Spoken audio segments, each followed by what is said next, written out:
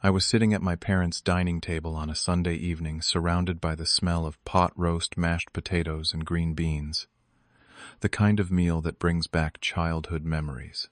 Everyone was laughing, the sound of silverware clinking against plates filling the room.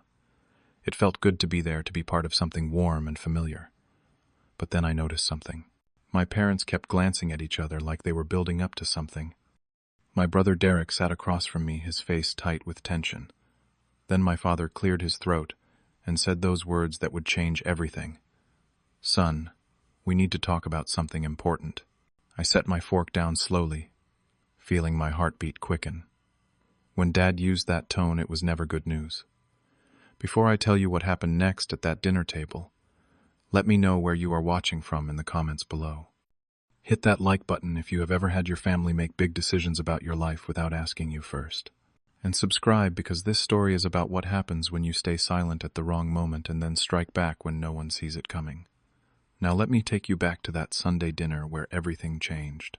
My father leaned forward, his hands folded on the table. "Derek is going through a rough time right now," he began. His voice was steady, like he had rehearsed this. "Your brother just lost his job at the auto plant. They laid off 200 people last month. On top of that, Amanda left him. She ran off with some guy she met at her gym." My mother nodded, her eyes already getting misty. "He has Tyler and Emma to take care of. They are just 8 and 5 years old. Those poor babies do not understand why their mother is gone." Derek finally spoke up, his voice quiet. "I cannot afford my rent anymore. The landlord already gave me notice. I have 30 days. I sat there taking it all in. Part of me felt bad for Derek. Losing your job and your wife in the same month would break anyone. But another part of me, the part that remembered our entire childhood, was already tensing up for what was coming next. My father's next words confirmed my fears. "Your brother and the kids are going to move in with you." It was not a question. It was not a request.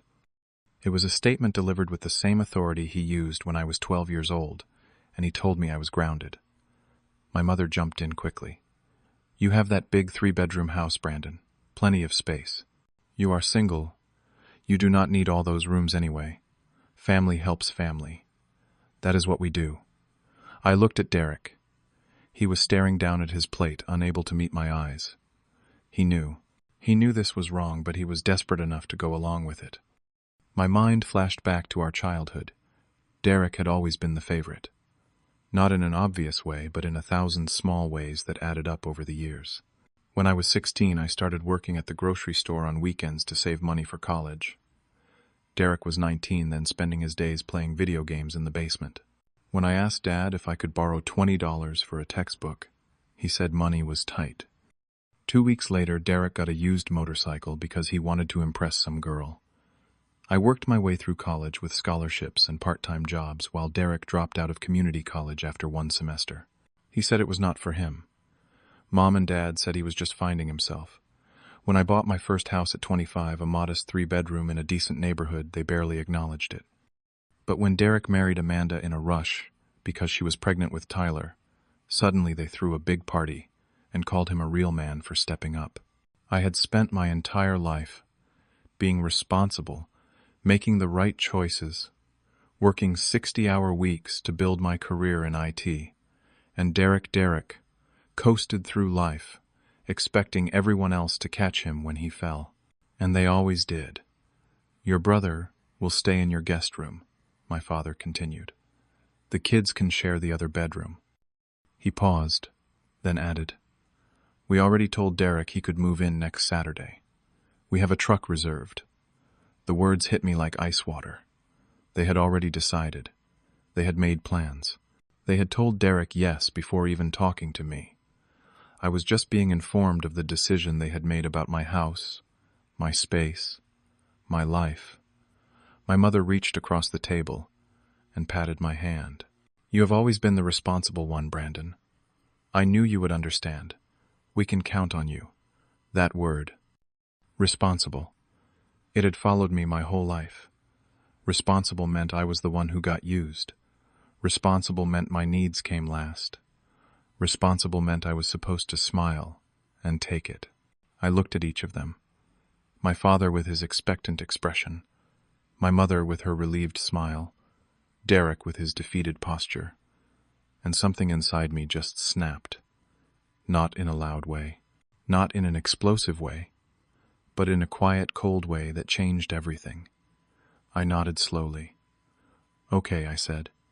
Just like that. One word. My parents visibly relaxed. My mother actually laughed with relief.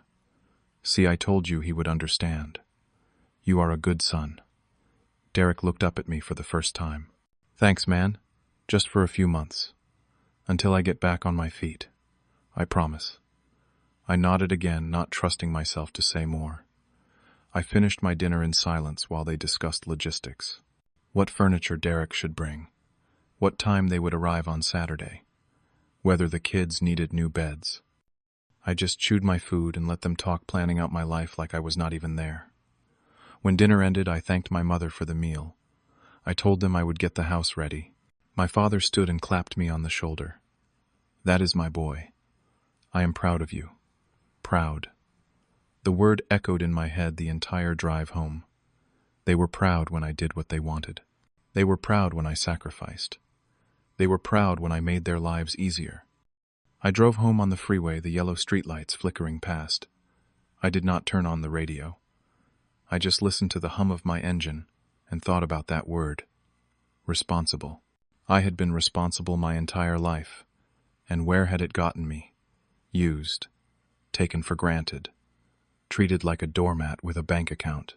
When I pulled into my garage and sat in the dark car, I looked around at the house I had worked so hard to buy. 3 bedrooms, 2 bathrooms, a decent backyard, with a wooden fence. I had stained myself. Every mortgage payment made on time, every repair done with my own hands, or my own money. This was not my parents' house. This was not Derek's house. This was mine. And they wanted to take it without even asking. I got out of the car and walked through my empty house. It was quiet, peaceful, mine. And in that moment, I made a decision. If they wanted to play games and make decisions about my life without including me, then I could make decisions too. But I would do it my way. Quietly, completely, and by the time they realized what had happened, it would be too late to stop me. That night, I sat at my laptop until 2 in the morning. I researched real estate law, homeowner rights, and the local housing market. I read through my mortgage documents. I checked comparable home prices in my neighborhood. And I realized something powerful. This house was mine, completely legally, unquestionably mine. I could sell it tomorrow if I wanted to. No one could stop me. Not my parents, not Derek, no one. The thought of confronting them crossed my mind. I could call my father and tell him no. I could explain that this was not fair, that they should have asked instead of told. But I knew exactly how that would go. My mother would cry. My father would call me selfish. They would talk about family obligations and how Derek needed help. They would make me feel guilty until I gave in, just like I always had. So I decided on a different approach. Silence. If they could make decisions without me, I could make decisions without them. Monday morning, I called a real estate agent. His name was Harold Peterson, a man in his 60s, with silver hair and a reputation for moving properties fast. He showed up at my house Tuesday afternoon wearing a navy blue suit and carrying an old briefcase. Harold walked through my house, slowly taking notes on a yellow legal pad. He checked the appliances, inspected the roof from the backyard, and nodded approvingly at the hardwood floors. "Nice place you have got here," he said. "Market is good right now. Houses in this neighborhood do not stay on the market long." "How long are we talking?" I asked.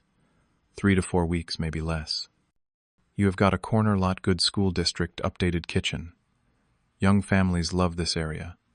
I need this done quietly and quickly," I told him. Harold looked at me over his reading glasses. He did not ask why. He had been in the business long enough to know that everyone had their reasons. "Understood. I will keep it discreet. We can do showings when you are at work. I will handle everything." Wednesday, my mother called while I was in the middle of a work meeting. I excused myself and stepped into the hallway. "Have you started clearing out the guest room?" she asked. "Derek is packing his things. The kids are so excited. Emma has been drawing pictures to hang up in her new room." "I am working on it, Mom," I said, keeping my voice neutral. "Good, good." She sounded relieved. "Tyler keeps asking if you have a PlayStation. That boy loves video games just like his uncle used to." She laughed at the memory. I did not laugh. I just said I had to get back to work and hung up. Thursday evening, Derek texted me. "Hey, bro. Thanks for doing this. I owe you big time." Then another text came through a minute later. "The kids are so happy. Tyler keeps asking if you have a PlayStation." I stared at the messages but did not reply. Another text arrived. "I know this is a lot to ask, but I promise it is just temporary. Few months tops." I set my phone face down on my desk and went back to work. I felt a twinge of guilt.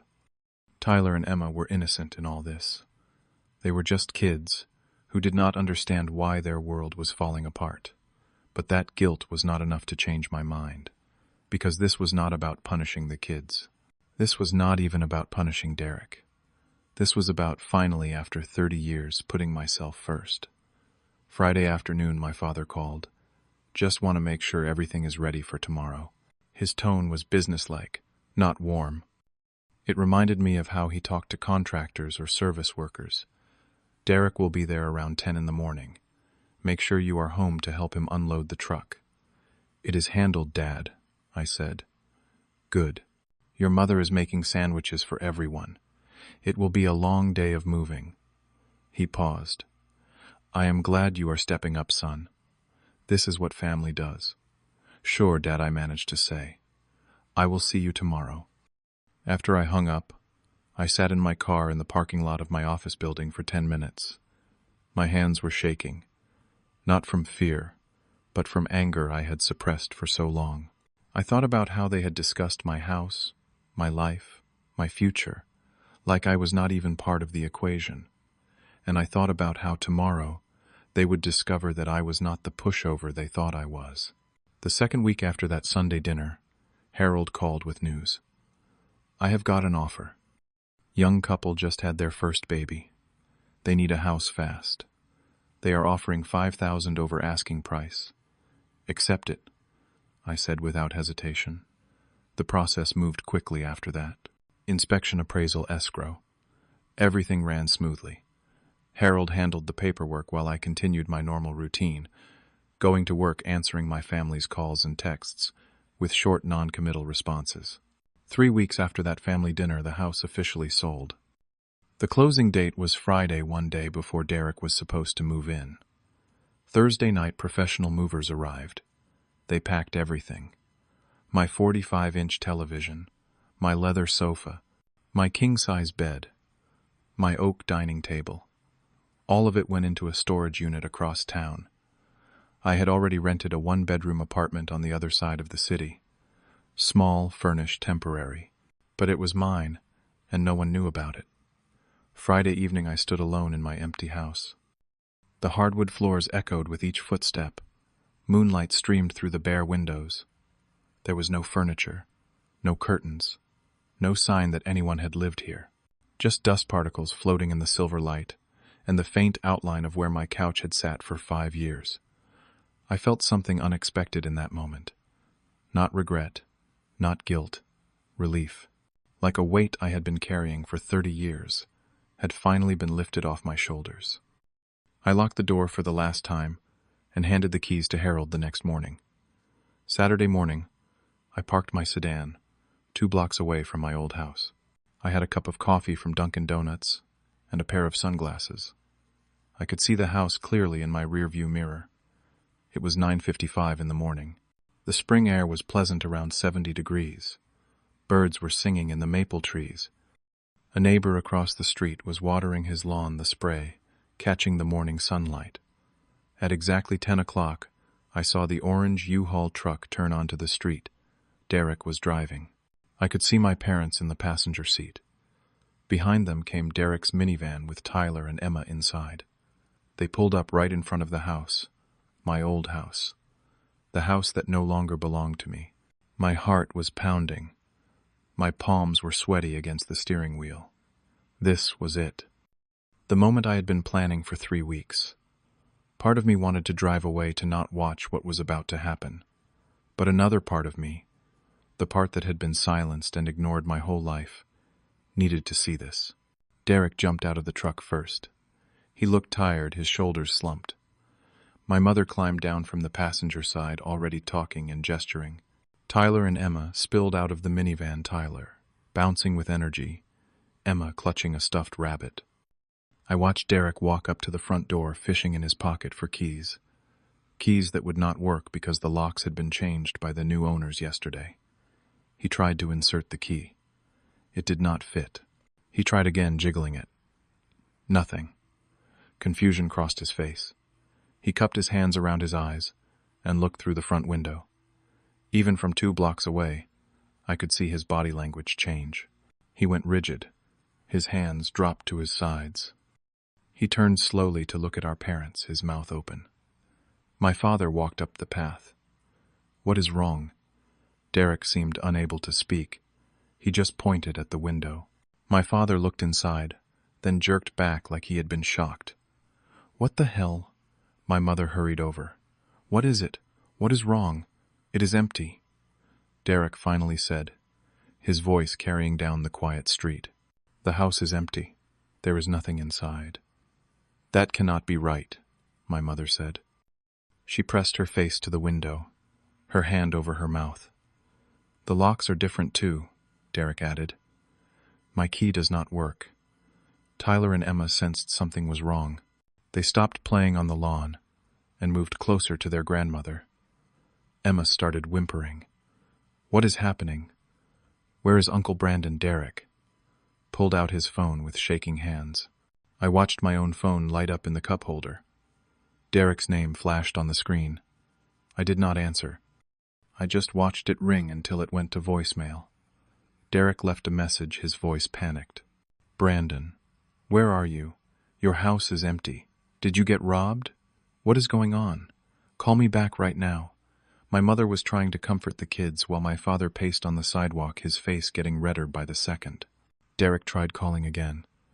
Again, I did not answer. Then the front door opened. A woman stepped out, holding a newborn baby. That was Sarah, the new owner. Her husband, Marcus, appeared behind her, looking protective. Sarah called out to them. "Excuse me, can I help you folks?" Derek spun around. "We are looking for my brother. He lives here.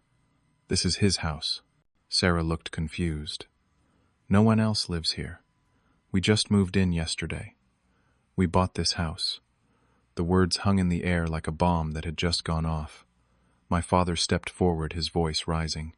"What do you mean you bought this house?" Sarah bounced the baby gently. "We purchased it from Brandon Williams." "Is that your brother Derek?" Looked like he had been punched in the stomach. "He sold it, but he could not. We were supposed to move in today." He agreed. "I am sorry," Sarah said, her voice sympathetic but firm. "But this is our house now. You need to leave our property." Marcus stepped forward, placing himself between his family and mine. "Look, I do not know what is going on, but you heard my wife. This is our home. We have the papers to prove it." Neighbors were starting to notice. Curtains twitched in windows. Someone across the street had stopped mowing their lawn to watch. Tyler was crying now, and Emma was wailing about being homeless. My mother had tears streaming down her face, and my father looked like he was about to have a heart attack. That is when I decided it was time. I started my car and drove the 2 blocks to the house. When I pulled up and got out, every single person turned to look at me. I took a sip of my coffee, perfectly calm, and walked toward them. "Brandon," my father's voice was like thunder. "What have you done?" "You told me," I said quietly, my voice steady. "You did not ask me. You told me that Derek was moving in. You made plans for my house, my life, without ever once asking what I wanted. But the kids," my mother sobbed. "Where are they supposed to go?" I looked at Derek, who seemed frozen in place. "You had weeks to figure something out." You chose to assume I would just roll over and take it. You all did. This is your brother, my father shouted. Your flesh and blood. How can you be so selfish? I turned to face him directly. Family respects each other, Dad. Family asks, not tells. You raised Derek to believe the world owes him something. You taught him that I would always be his safety net, but I am not the world. And I am done being used. If you do not help your brother right now, my father said slowly, deliberately, you are no longer part of this family. The threat that had controlled me my entire life, the fear of being cut off, rejected, unloved. I waited for the panic to hit the desperate need to backtrack and apologize, but it did not come. Instead, I felt free. Then I guess I am not part of this family anymore, I said, because a real family would not treat me like a doormat. Good luck, Derek. I hope you figure it out. But you are going to have to do it without me this time. I turned and walked back to my car. Behind me there was silence. Total, complete silence. No one knew what to say. Tyler had stopped crying. Even Emma was quiet. I got in my car, started the engine, and drove away. In my rearview mirror, I saw them standing there in front of a house that was no longer mine, finally understanding that I meant what I said. The first week was the hardest. My phone blew up with calls and texts. My mother left tearful voicemails. My father left angry ones. Derek's messages ranged from apologies to insults to desperate pleas. I blocked all of them. I needed space. I needed silence. I needed to hear my own thoughts without their voices drowning me out. My new apartment was on the 5th floor of a building downtown. It was small, just 1 bedroom, but the view of the city at night was beautiful. I kept it simple. A bed, a desk, a small couch. No extra bedrooms for unexpected guests.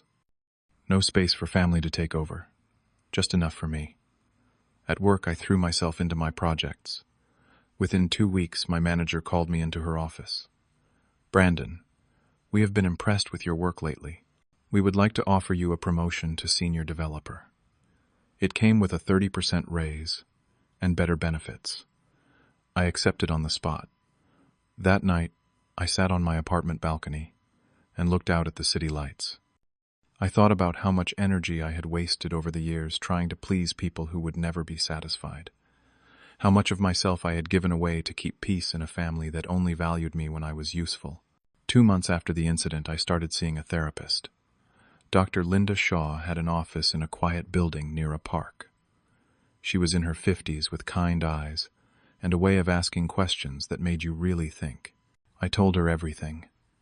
The childhood favoritism, the constant pressure to be responsible, the family dinner where they decided my future without me. You set a boundary, she told me during one session. Boundaries are not mean or selfish. They are necessary for healthy relationships. Your family never learned to respect yours because you never enforced them, until now. But I feel guilty sometimes, I admitted, about the kids. They did not ask for any of this. No, they did not. Dr. Shaw agreed. But you are not responsible for Derek's children. You are not responsible for Derek's choices. And you are not responsible for fixing problems you did not create. Saying no does not make you a bad person. It makes you a person who knows their limits. Those words stuck with me. I was not a bad person for choosing myself. I had just spent 30 years believing I was. 3 months after everything happened, a mutual friend told me Derek had found an apartment in a cheaper part of town. 2 bedrooms. Nothing fancy but stable. My parents had loaned him money for the deposit money they apparently had all along, despite claiming they could not help him before. Derek got a job at a warehouse, 3rd shift, hard work, but steady pay. Tyler and Emma were enrolled in new schools and were adjusting. When I heard the news, I felt nothing.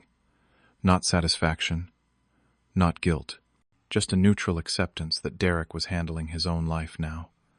Maybe this was good for him. Maybe being forced to stand on his own 2 feet was exactly what he needed.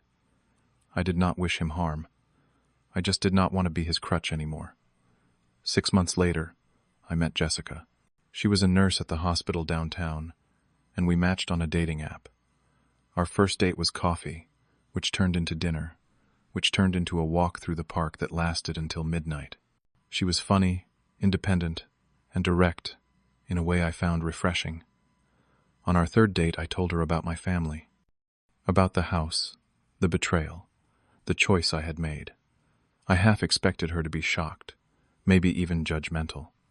Instead, she reached across the table and took my hand. "You did the right thing," she said firmly. "You cannot set yourself on fire to keep other people warm.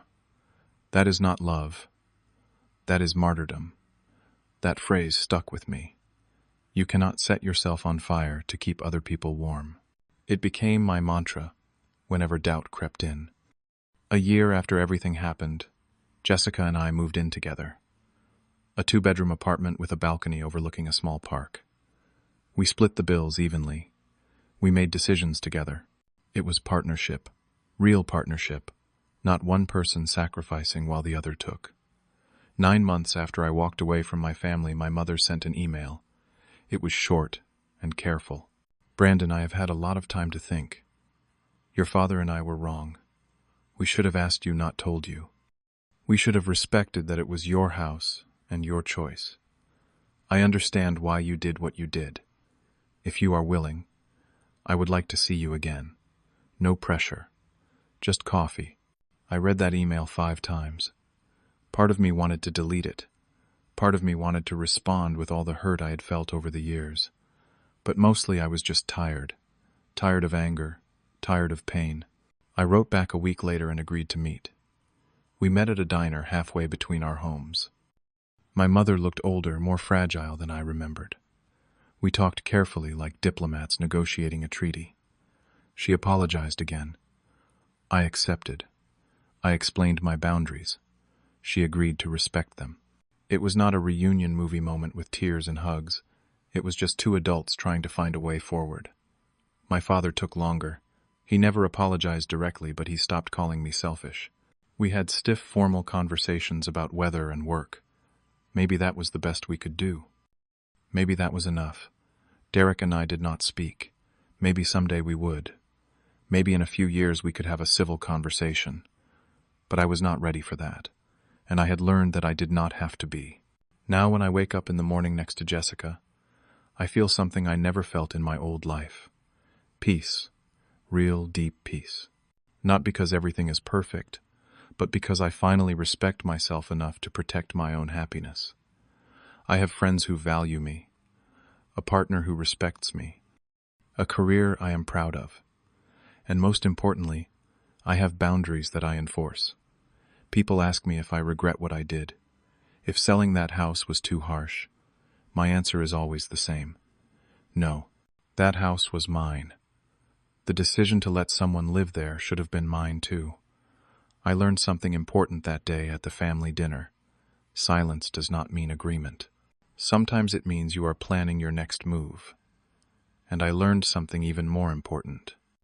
You can love your family and still choose yourself. Those 2 things are not mutually exclusive. Derek eventually got on his feet. The kids are doing fine. My parents and I talk now carefully with boundaries neither of us cross.